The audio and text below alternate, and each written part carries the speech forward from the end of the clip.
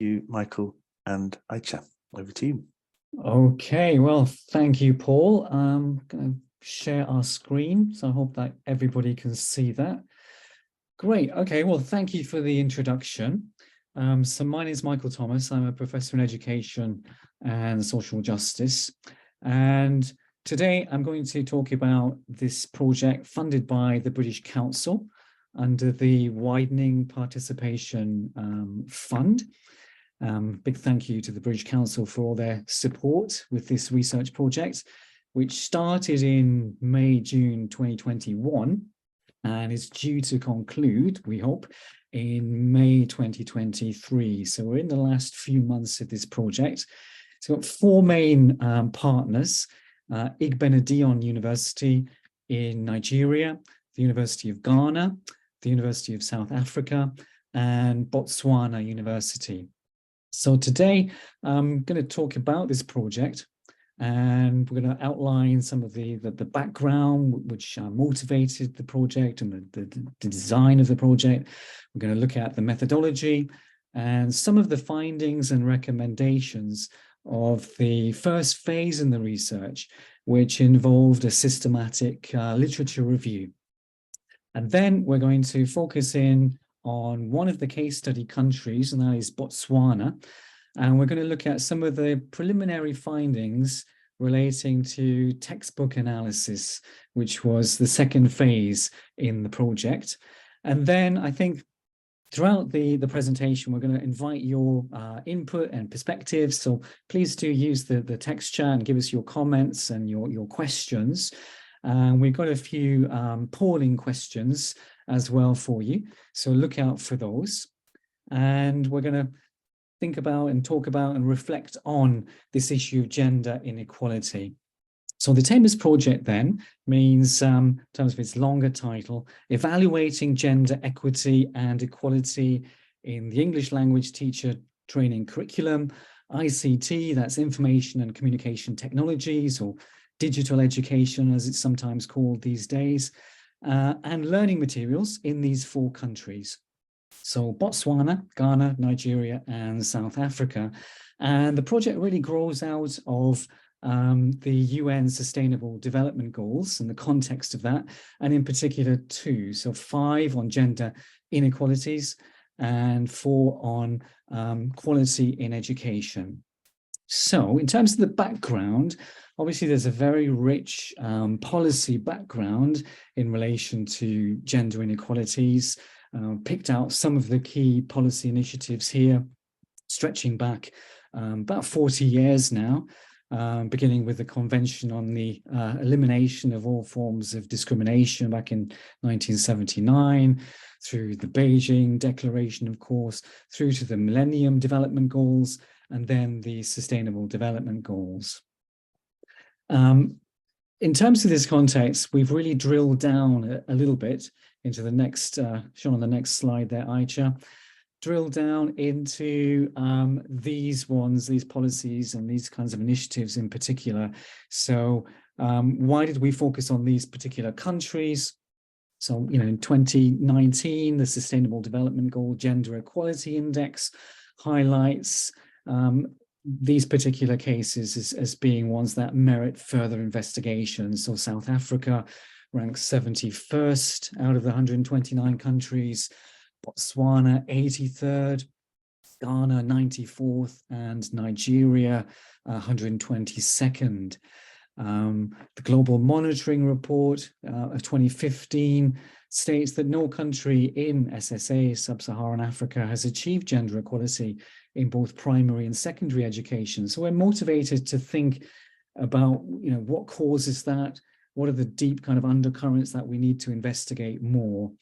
And that's why we focused in this particular project on teacher training and trying to examine that and explore how gender and gender inequalities come through and are represented in the different teacher training curricula in these 4 countries. Likewise, the 2022 Gender Report from UNESCO states that the region is the furthest from parity in terms of school enrollment. School dropout is still a major problem, of course, in the region. and in particular, upper secondary school age females out of school dropout rates are 20% higher than for male students. And again, in the 2022, the gender report highlights how women make up only 32% of secondary school teachers in sub-Saharan Africa as a whole.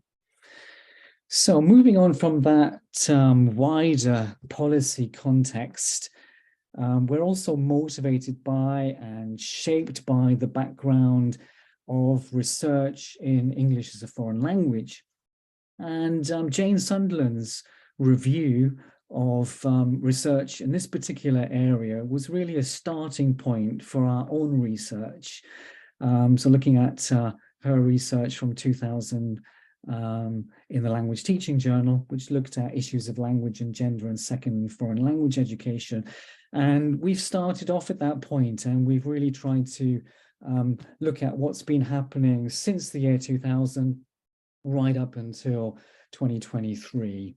And we're focused on a couple of questions there that we draw out of her work. In particular, do teachers rescue gender-biased textbook texts?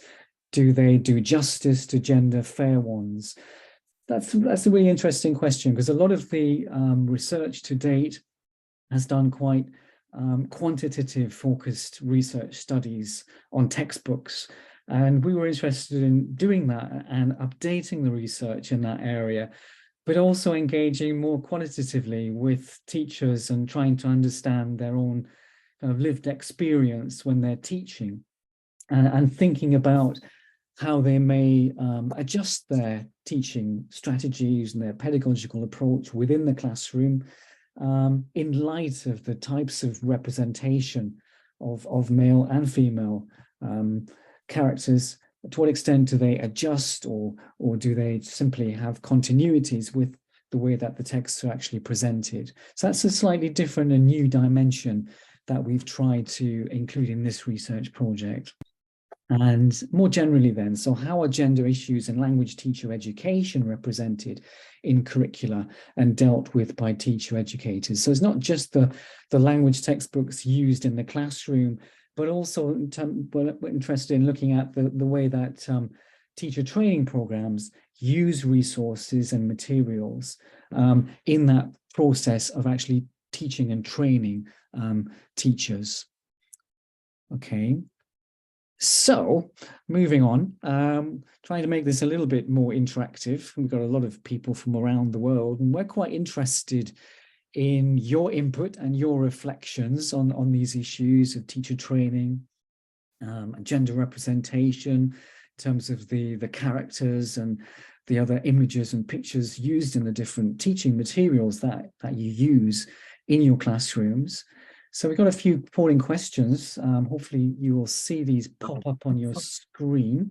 I'm just literally thinking. I think Paul's going to put these up on the screen. Yeah, the first one's up. I can only do them one at a time. That's the only thing, Michael. So that's okay, no problem. I've got two screens here, so I was looking at the wrong screen. I'm looking at my second screen. I can see them popping up. Yeah, so that first one is just about your teaching materials. Simple question, but is thinking about this issue. So in my teaching materials, textbooks, images, reading materials, written assignments, are they free from gender stereotypes and bias in your view? Do you agree, disagree, or not sure with that one? Okay.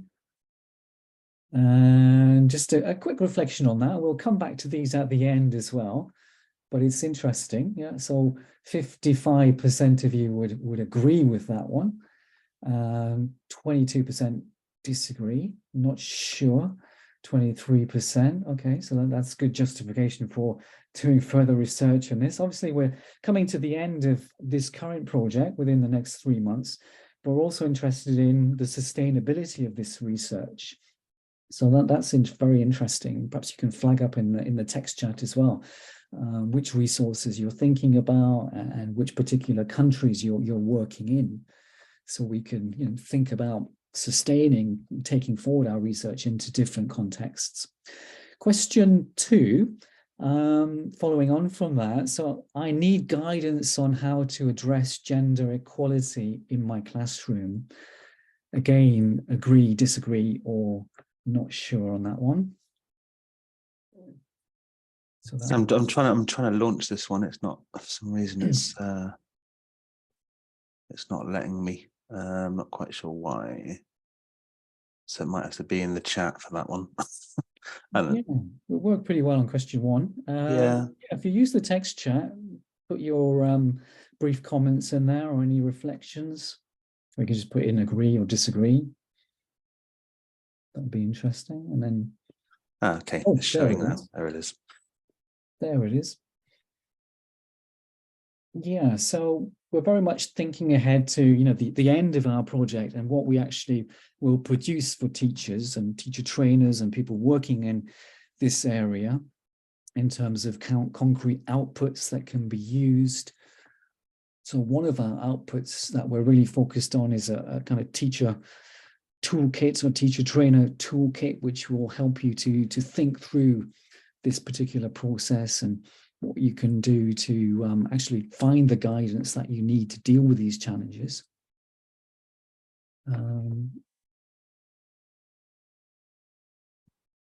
Great. Okay, so I can see that now. So 79% need guidance. Okay, that's also good to know for our project. 13% disagree and only 8%. So that's pretty overwhelming agreement for the need for more guidance, which will give us something to do with our project. And hopefully you will be able to keep in touch with us as we come to the end of our project. We're organizing some different events, which you're invited to, where we can explore this in more depth and more detail. And the final question then, so my teacher training could be in service or pre-service, explored issues of gender representation, by which I mean also, you know, gender equality, gender inequalities. So that one really gets to the heart of the matter in terms of what we're trying to focus on. If there are challenges and are issues, then we want to bring this back to examining teacher training curricula and how we might have input into their redesign so they consider these questions.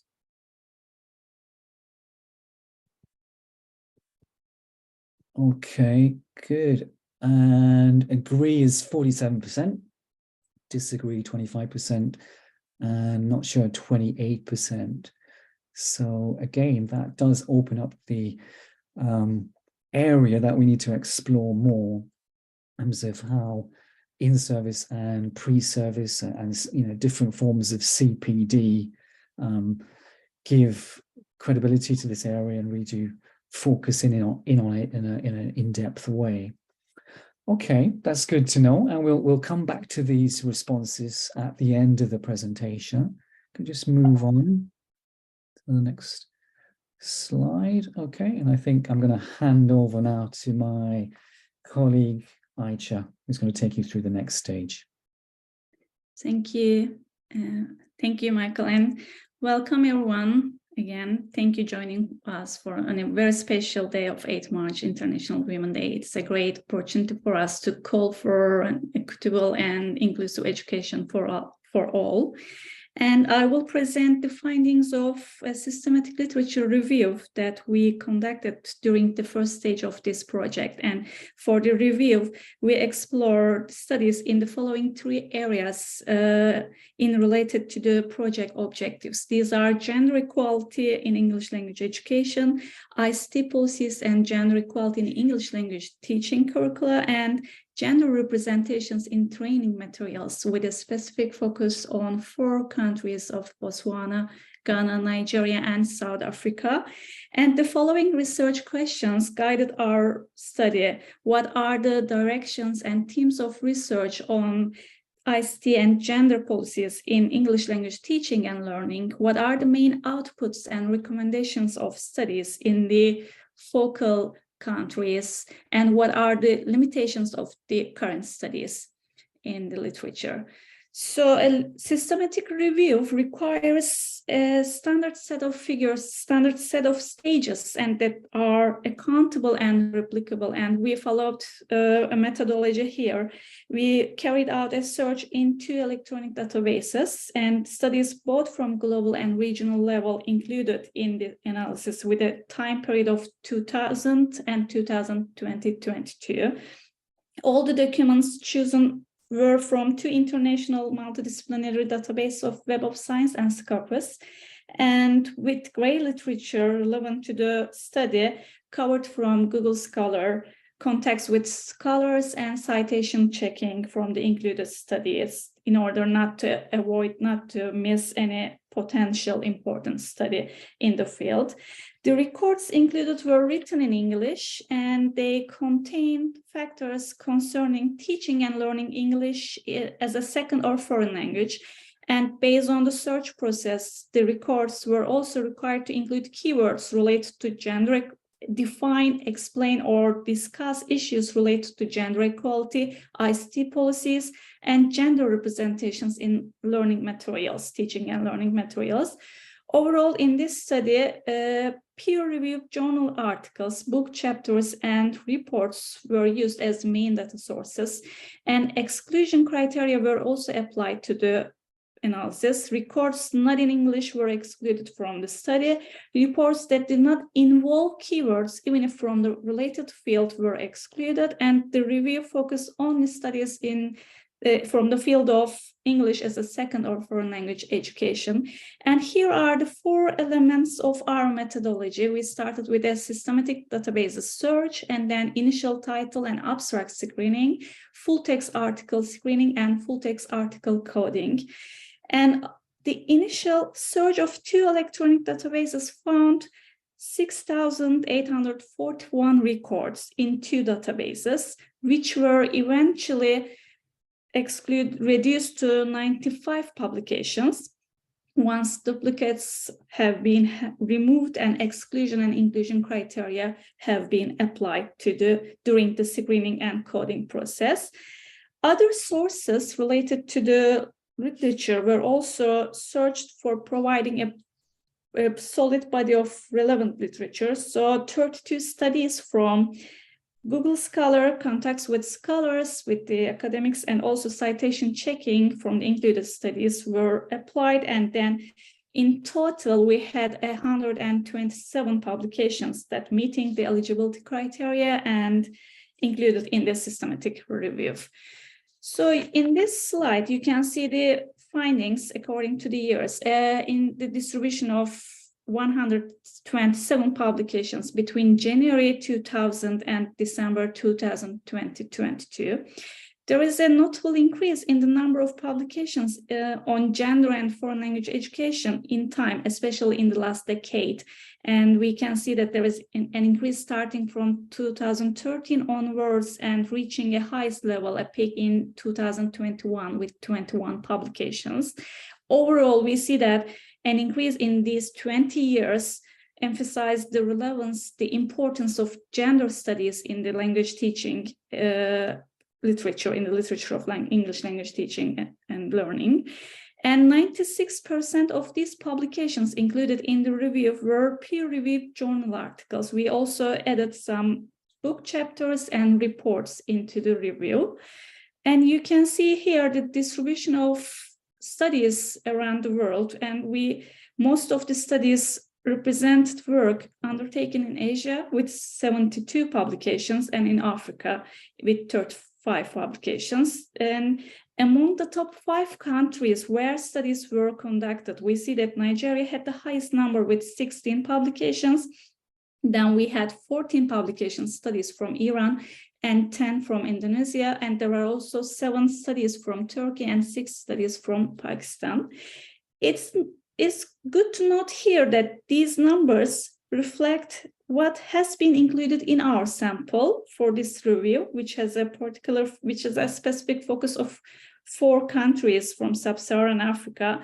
Undoubtedly, there are much additional research falls outside of our sample. But it's even so, it's interesting to note that according to Global Gender Gap Index 2022 rankings, these top 5 countries with gender studies are among the lowest countries in terms of gender rankings.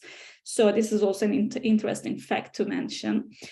And in terms of research design, we see that there are 37 mixed method studies, 41 qualitative and 43 quantitative studies. And in terms of the research settings, we see that secondary education was much more frequently mentioned and studied in this research. There are 58 publications included from secondary education. Following secondary education, we have studies from higher education context and primary education level of primary education with 21 publications. And studies in the field of EFL and gender cover various themes. In our initial coding process, we defined 6 main themes, main research areas that were highly discussed in these studies. Language teaching and learning materials and classroom practice were 2 established themes across these 127 publications, and 47% of studies focused on language teaching materials, mainly textbooks on English language teaching. And studies on classroom practice were given in 2 categories, one addressing teachers' perspectives or teachers' experiences, and the other one related to the students' perspectives in the gender and language teaching. And the talk around the text with 16 publications were defined as a separate unit from language teaching materials, because these are the studies that adding a new dimension to language teaching studies with exploring the perspectives of teachers or students, or how they use or how they criticize textbooks in their classrooms. So there are also studies that looked at the role of gender in learners' academic success and the presence of gender, the gender issues in teacher training programs. And we also divided sub-themes around these categories, and these figures, this slide shows the percentages of 6 research sub-themes that evolved during this coding process. Most of the studies addressed the portrayal, the representation of gender in language teaching and learning materials. These are the studies that looked at the presence of explicit or implicit, the hidden or the obvious stereotypes and bias in textbooks, in materials, teaching materials. And the role of gender in teaching practice accounted 16% of the studies. And these are the research that investigated how gender influenced the classroom practice of learners or of teachers. And 11% of this research was categorized under the themes of perceptions of gender text and in the textbooks. These studies looked at the relation, the opinions of teachers or students or even textbook producers, and they are to understand how they consume or how they challenge the materials in their classrooms.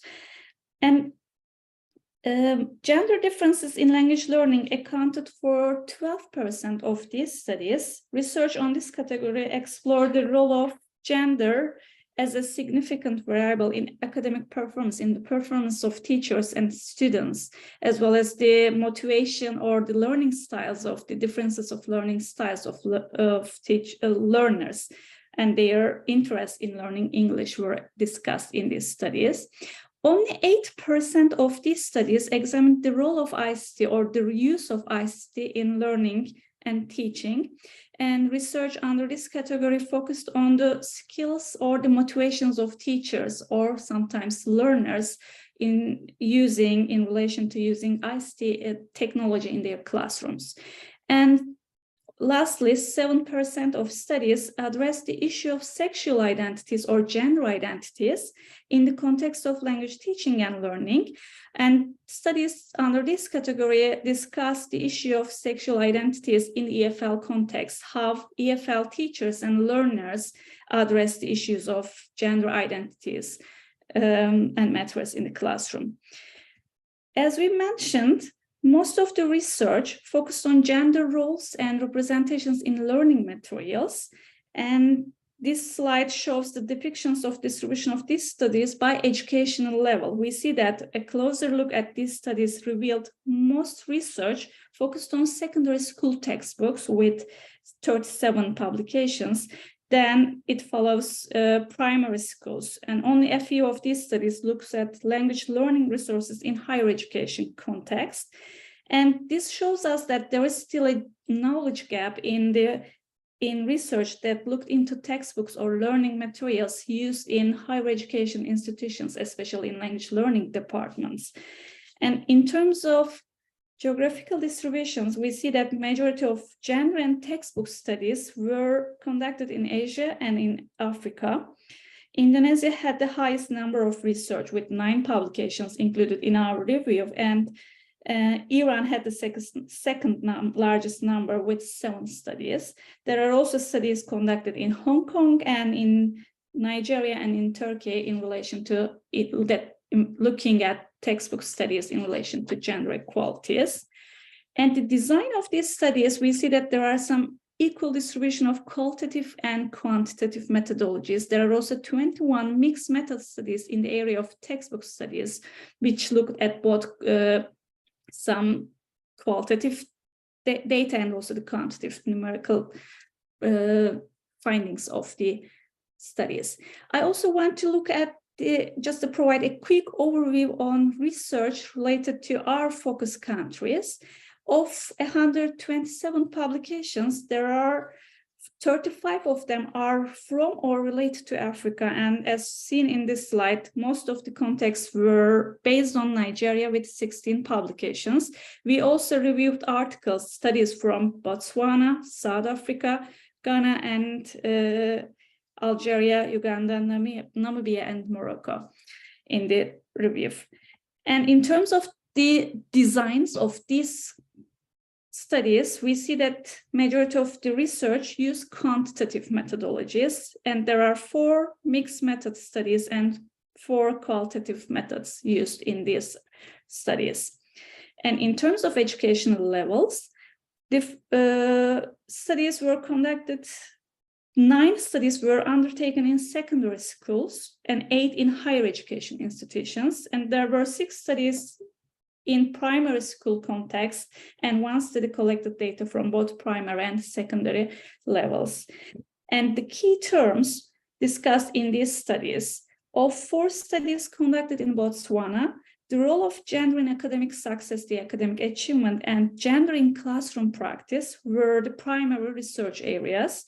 In Ghana, 1 study looked into gender bias in the gender stereotypes in language teaching materials, while the other study looked into the gender curriculum of teacher training programs. And gender bias in language teaching materials and the effect of gender in academic success were prominent research areas in Nigeria. And finally, in South Africa, gender in language materials were the focus of research. In this review, systematic review, the primary focus was on gender equality in English language teaching and learning, with a specific focus on 4 countries. And the review explored the literature on gender and English as a second language teaching, learning, and training, and examined the key methodological and theoretical developments from the international perspective. We found that the review found a significant increase in the number of publications, especially in the last decade. This suggests that the issue of gender equality in language teaching is still an important and relevant subject for educational research. In terms of thematic areas, we see that gender representations in textbooks and language learning materials dominates the field, and studies on this topic mostly revealed high level of bias and stereotypes, even if some small progress in textbooks. And this is identified and discussed as an important challenge to achieve gender equality in education. And the systematic review also indicated that secondary education was mentioned far more frequently in most of these studies. This is also the case in textbook studies. Most of the research related to textbooks we're looking at secondary school textbooks. From a regional standpoint, studies from Africa underline the necessity for a clear gender education policy and qualified teachers on their subjects and on issues related to gender equalities to achieve gender equality. Studies also highlighted the inadequate state of ICT, technology and ICT facilities in learning and teaching in the region. And one common recommendation of these studies was the need to improve ICT infrastructure at schools, also provide professional development services and opportunities for teachers. And lastly, research on incorporating a gender perspective into language teaching programs, not only textbooks, but also the programs and the curriculum has shown promising results in terms of raising teachers' awareness and reflection on gender and sexuality issues in EFL classrooms. So based on these findings, we make the following recommendations for policymakers, for practitioners, researchers, and all educational stakeholders. Gender should be a key component of EFL program, and school ICT infrastructure and teacher training should be a policy priority, and urgent action should be taken to uncover and eradicate gender bias and stereotypes in textbooks. And I think that's the end. I might be a little bit fast. And I see Maureen is here with us. So I can give it over to you, Maureen, if you're able to join. You're on mute, Maureen. If you can unmute, that'd be great. Thank you, Aisha. Yes, I was able to join in this part of the world. Sometimes we go through technological challenges, but everything is okay now. Case study focus on Botswana, based on the background that you've heard from Prof. Thomas. Botswana is a landlocked country located in Southern Africa and has a population of about 2.3 million, according to Statistics Botswana. In the nearly 5 decades since Botswana, a former British protectorate, has transformed itself, becoming one of the most stable countries in Africa and moving into the ranks of upper middle income status to one of the fastest growing economies of the world. And if you're wondering, what is the source for this? The clean diamonds, one of the finest, and then beef, and then tourism. And I'm a product of, such products, because I was educated free of charge by government from secondary up to university level. And many other Botswana also benefited. Botswana has, of course, the continent's largest continuous multi-party democracy and human rights. And of course, Botswana has responded positively to both regional and international conventions on gender equality and equity for more than 3 decades. And according to African National Development Bank 2015, Botswana has a strong promoter of gender equality in terms of economic and human development, but relatively weak in ensuring legal and political equality. And most recently, Afrobarometer states that Botswana supports gender equity and wants gender government action to promote equal rights. Actually, incidentally, today what is trending on the newspapers is a case of victory where a female chief who also went through challenges for her to be instated as a chief of the Bamalete tribe, one of the major tribes in Botswana. She today won a case that dates back to 1925, where she was, fighting over a vast piece of land, and it's trending. And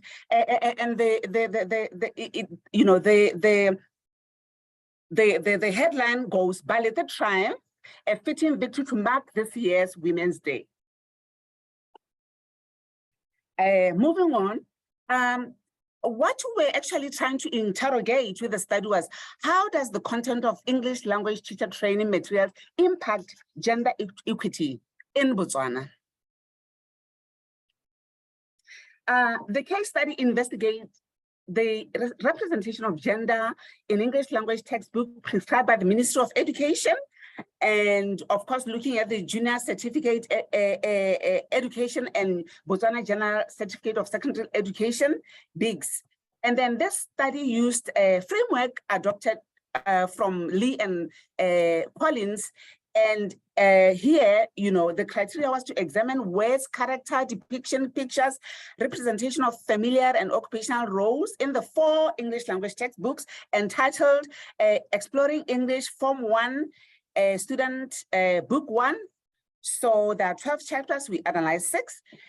English in Action Form 2 book, we analyzed 11 out of 12 chapters, and then Exploring English, we analyzed 6 out of 13 chapters, and of course, the Certificate English Language 9 units, and then 6 comprehension passages were analyzed. And the pictures that you see there are, the cover pages of the 4 books that we analyzed, that I've just alluded to.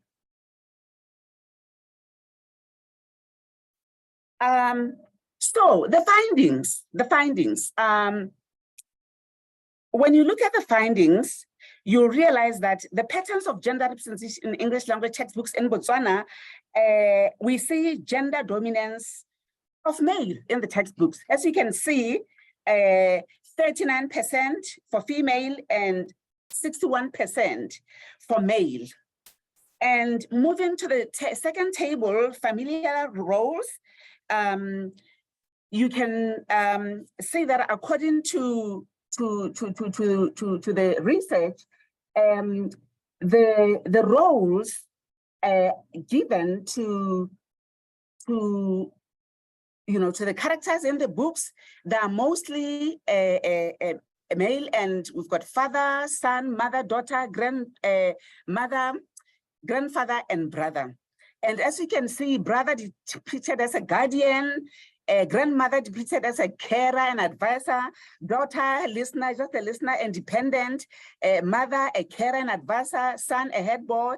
Look at father, head of the family, protector, guardian, protector, welcoming son. So you can see even the familiar roles, they put women at an inferior roles. And then the third one is representation of occupational roles. In all the 4 books, when you look at the male, we see a manager, farmer, cattle owner, footballer, police officers, miners, inspectors, doctors, musicians, ambulance drivers. Of course, there is a domestic worker, hunter, leader, chiefs, diviner, headman, as you can see, motor mechanic, advisors, conductor, and politicians. And when you look at the female and how they are represented, you can clearly see, the traditional stereotypes like receptionist, cook, cleaner, gossip, monger, seamstress, domestic workers, carers. One of the books, of course, he did a firefighter, housewives, queens, and we've got one lawyer in the Exploring English Form 2 students, alms giver, housemaid, shopkeepers. And when you compare the two, you'll really realize that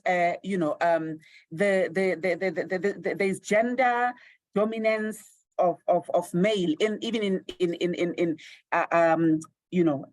males, for males, and it shows superior roles being given in terms of occupation being given to male.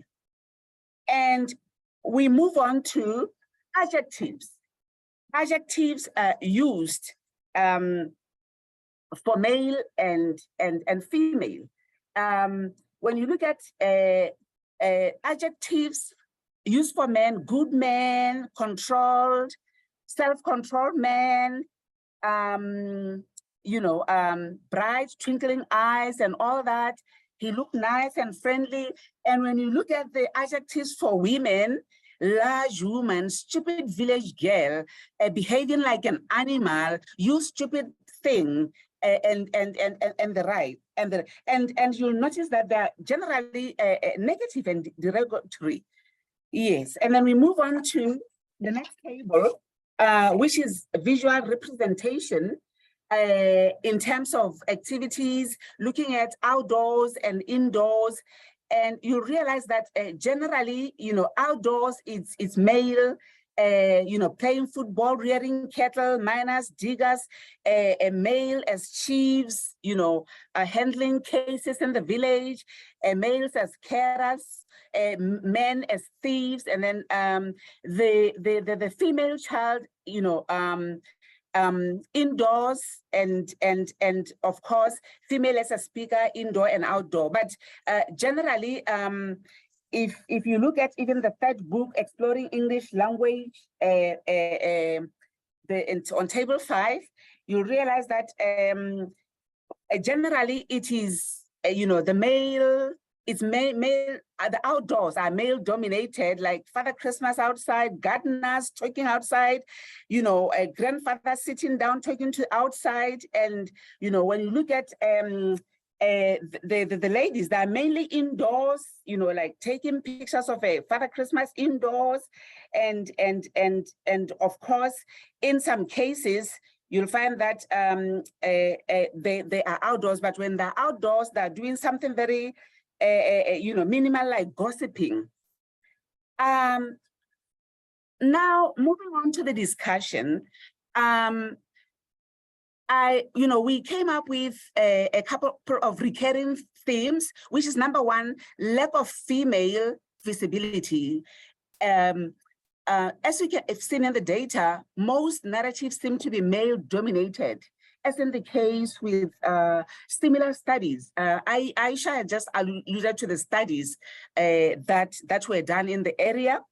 And then familiar roles. In the textbooks, visuals of women were mostly presented only within family roles as wife and mother, and they were shown cooking or caring for children or just doing other, stereotype errands, depicting women traditionally, while men took more challenging roles like leading, managing, and decision-making. And the next theme being superiority of occupational roles for males, the gender roles assigned to women and men are generally discriminatory, as well as hierarchical, and of course, generally placing men in superior positions such as doctor, director, manager, miner, and of course, the women, like I've already pointed out, assigned stereotypic rules such as cook, receptionist, and housewife.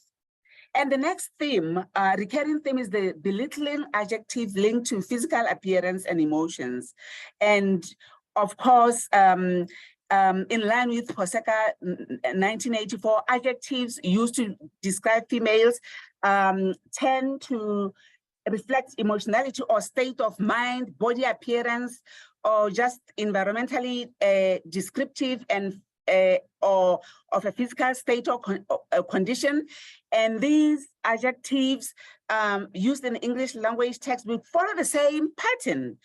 For example, thin as a broomstick, large woman, stupid village girl, etc., etc.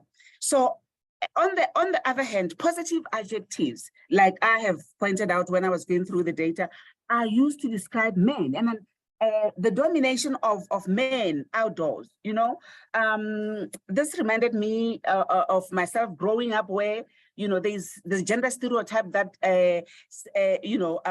women belong to the kitchen or indoors, where, for instance, in Botswana culture, girls are expected to be indoors and, they'll actually be told you must be at home before sunset, but while boys are just left to wander until late at night. So these are the gender stereotypes that are even perpetuated in the books that we analyzed. And then conclusion, there's generally lack of fair gender representation as Pictures in the textbook analyze depicted traditional stereotypical gender roles. For example, pictorial representation of females continue to show them undertaking household activities. Actually, even pictures, when you do the counting, more pictures show men as opposed to women. And the representations of family tend to be heteronormative and depict male figure, reading a newspaper or watching television. And then the concept of gender is constructed culturally and socially by defining what appropriate roles for women and men are within Botswana community. And we see this even in the textbooks. And then, of course, the gender inequalities are further perpetuated in English language classrooms in the Botswana educational system, because over and above the textbooks, we've been doing classroom observation, and we have seen that a lot. And we're still going to give you a presentation about the classroom observations and of course interviews.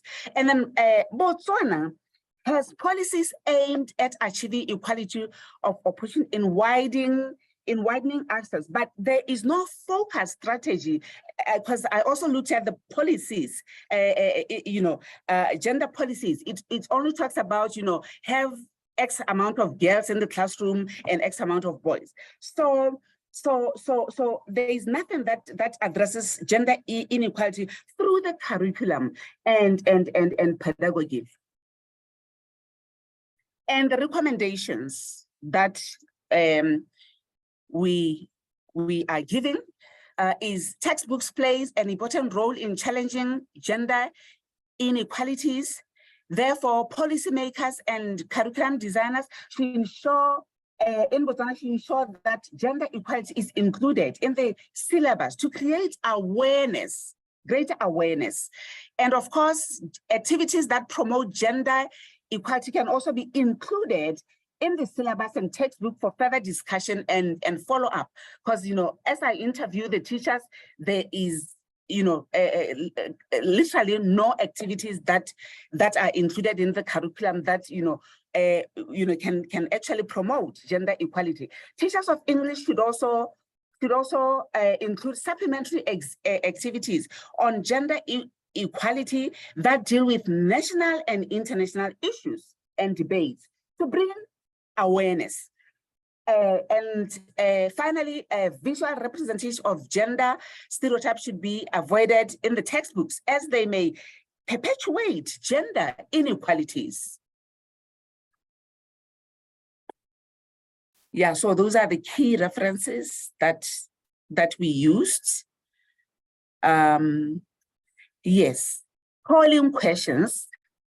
I would appreciate if you could continue giving us feedback in that regard. Number one, my teaching materials, including textbooks, images, reading materials, written assignments, are free from gender stereotypes and bias. Could you please respond on number one? We gave these questions to the participants. I think now it's time, maybe we can look at the Q&A session and receive questions if there are any. Okay, thank you, Aisha. Thank you. Okay, so I was about to come to the questions and then realized that Michael, you've been very busy in the Q&A answering most of them anyway, so that's good. So those have been answered, hopefully. I wonder whether there was some there, because I think people can see the questions when they're answered, but I just sort of wonder, there are a couple in there that I thought would be quite interesting. I know you have answered them, but maybe just to kind of have a quick look at, which was quite interesting. There's one, and then I'm trying to find them, and I can't find them. Okay, yeah, the question from Marianne Peter about the research or teaching is based, whether it's based only on learners, does it also cover gender equality and equity among teachers, teaching job opportunities?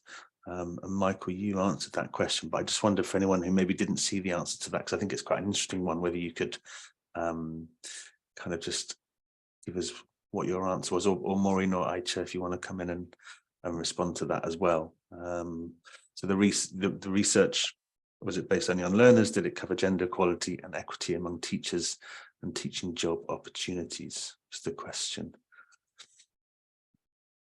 Yeah, I think I answered that one. We don't really focus in on job opportunities, but that's a really interesting dimension to this. That something that we could look at if we kind of extend this project in future. But we really look at teachers, don't we? Teachers and trainee teachers in particular. Mm-hmm. Mm. Okay. Do you find, maybe Maureen and Aicha, do you find that there is, sorry, I'm maybe getting off topic, but that there is that sort of, that possibly the kind of the lack of equity perhaps that you see in materials, in teaching materials, and the kind of the idea that's put forward, as you were talking about, Maureen, that when you see pictures of, when you see images of men in course books, they're always kind of doing the jobs or whatever, and then when you see the women, they're kind of gossiping or whatever. How do we kind of, how do you see that does translate into the attitudes that people have as they kind of move into kind of adulthood, perhaps, and the impact that has on sort of equity in terms of career opportunities? Do you kind of see that? Have you been affected by that? Well, in my view, based on, a few discussions that I had with the students, you see, these career choices are perpetuated. Like, for instance, if I can give you an example, most of teacher trainees in the colleges of education are female, because now they attach gender to certain professions. And what perpetuates this? The textbooks they use from primary up to university, because incidentally, I also had a look at some of the textbooks prescribed for business communication to the University of Botswana. And, you see that, the CEO is male and the secretary is female. Mm-hmm. Yeah. Mm-hmm. Yeah. Okay. Interesting. Aicha, have you in your what kind of experiences? This comes to the issue of especially studies that looked around the gender in relation with how these textbooks used within the classroom context are very important, because in these studies, especially studies that looked materials and they look observations using observation methods, they are trying to understand how teachers use and sometimes a progressive text or sometimes a traditional text within the classroom environment, because it's not that easy to detect bias and stereotypes sometimes, or even if sometimes you realize that it's not easy to discuss and address that gender issues within classrooms. So this comes to our the polling questions. Do teachers really need guidance on gender issues, how to address gender issues within classrooms? So we still need a lot more studies related to how teachers can consume that materials within the classroom, and how they facilitate a debate, a discussion, address gender issues in their classroom activities. Mm-hmm. Okay. I mean, it's I suppose, would you say that it's something that, because I think sometimes with the responses we get in events like this, where it's focusing on a particular element of teaching and learning or whatever, is, teachers don't have time, they've got a curriculum, they need to get through that curriculum, they're working towards an exam at the end of the year, and so things like this, there's just it's a nice thing to have, but there's not the time. So how do you kind of bring these things into the curriculum, or how do you bring these things into teaching, but so that they kind of underpin everything? How has that happened? I suppose it's quite a big question when we've got 1 minute, I suppose, but even so, I don't know, I just sort of wondered what your thoughts were on that, or what your responses are to teachers perhaps who have that kind of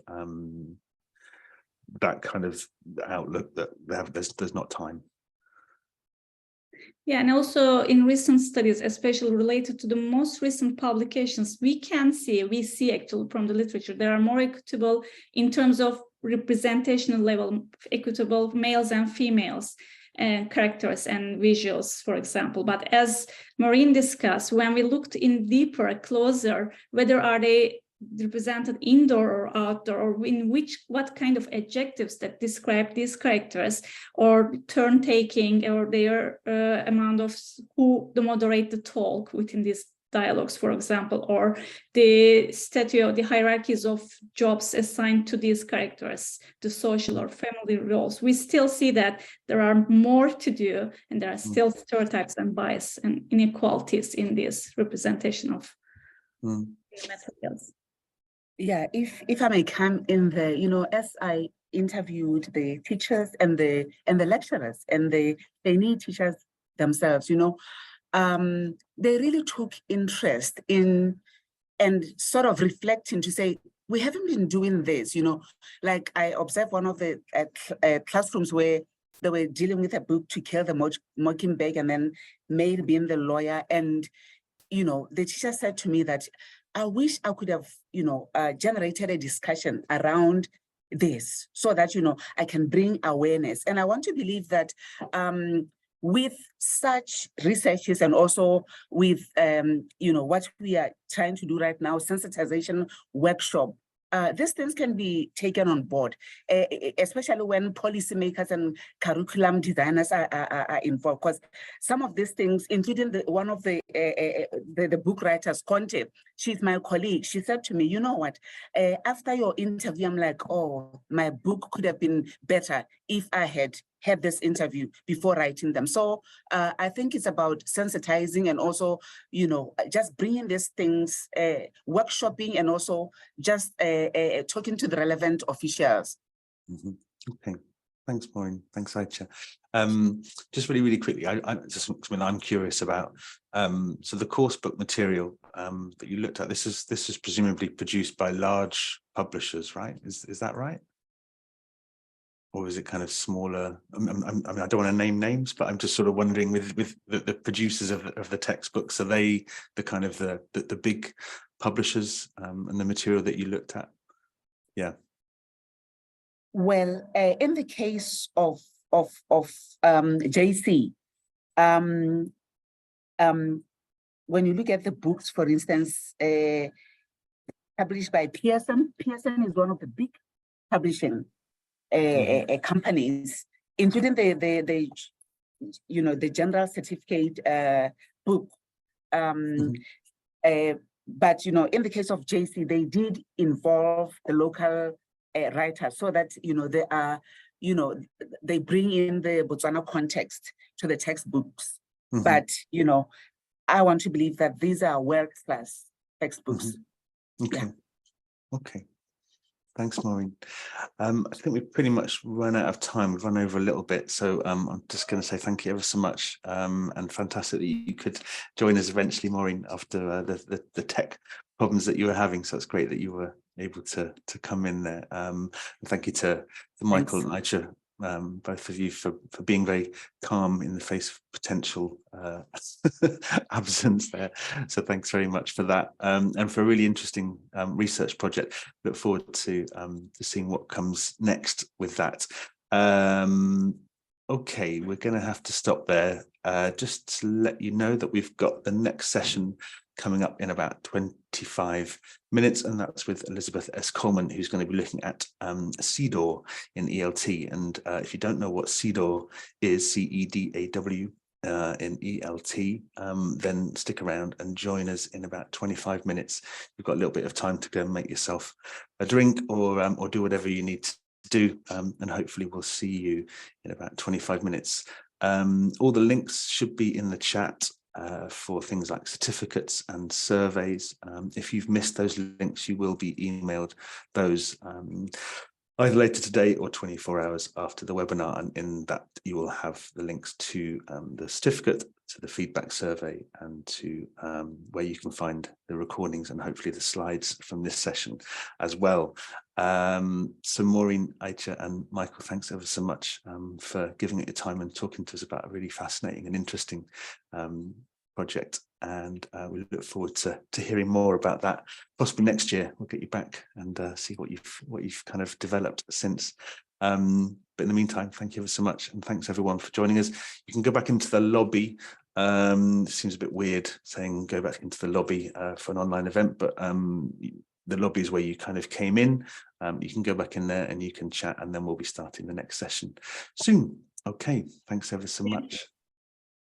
Cheers. Bye bye.